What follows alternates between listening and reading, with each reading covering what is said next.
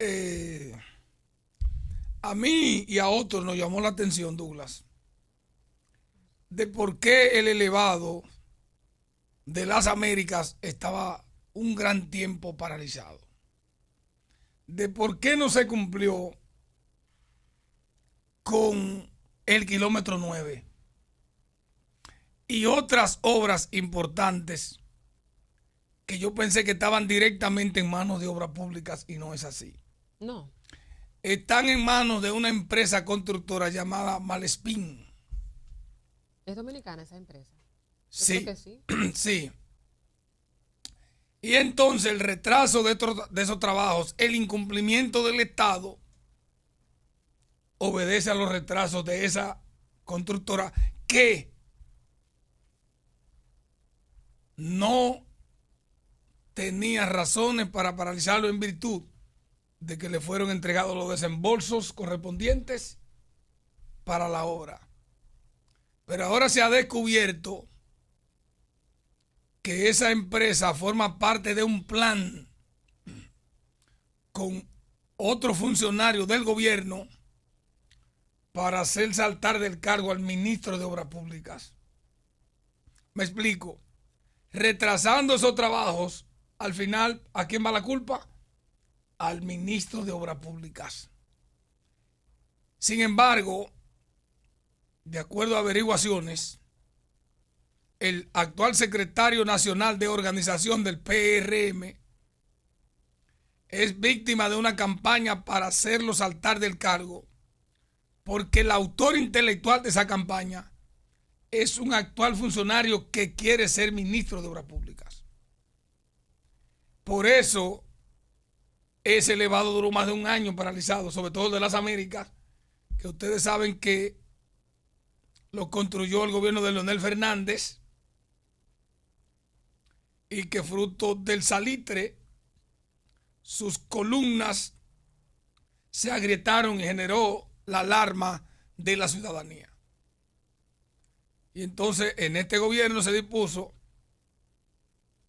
el reacondicionamiento y rehabilitación de ese elevado.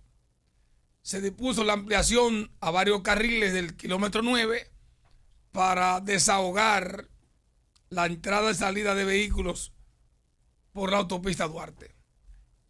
Lo que hemos estado viendo con la ampliación y rehabilitación de la autopista Duarte.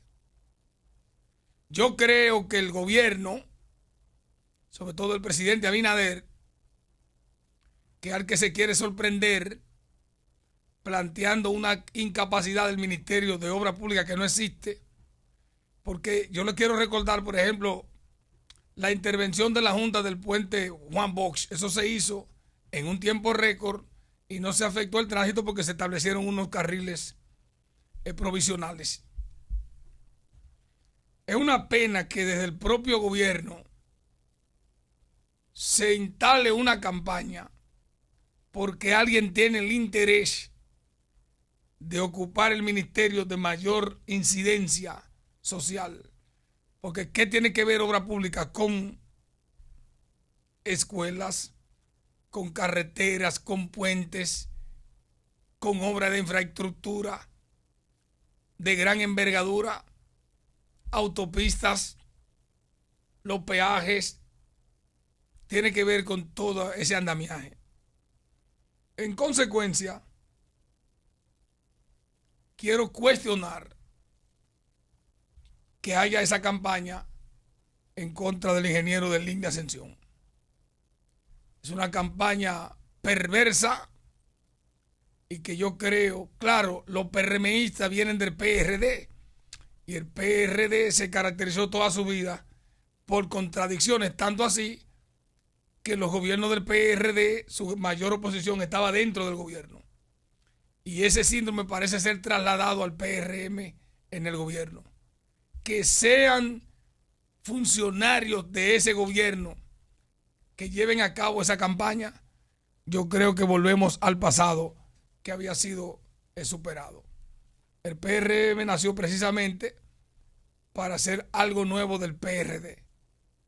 Y entonces que a uno de los hombres más importantes políticamente de ese partido. Estamos hablando de presidente del partido, secretaria general y secretario de organización, que en este caso es el ingeniero Ascensión.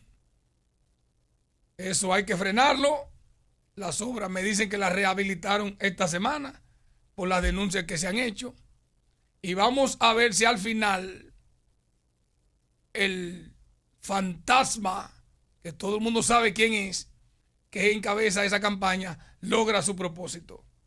Y yo finalmente le quiero recordar al presidente Abinader, el jefe de esa campaña no tiene categoría política, aunque esté en el gobierno. No puede tener categoría política si de los tres hombres más importantes de la dirección del partido de Línea Ascensión, si no es el primero, el segundo, el tercero.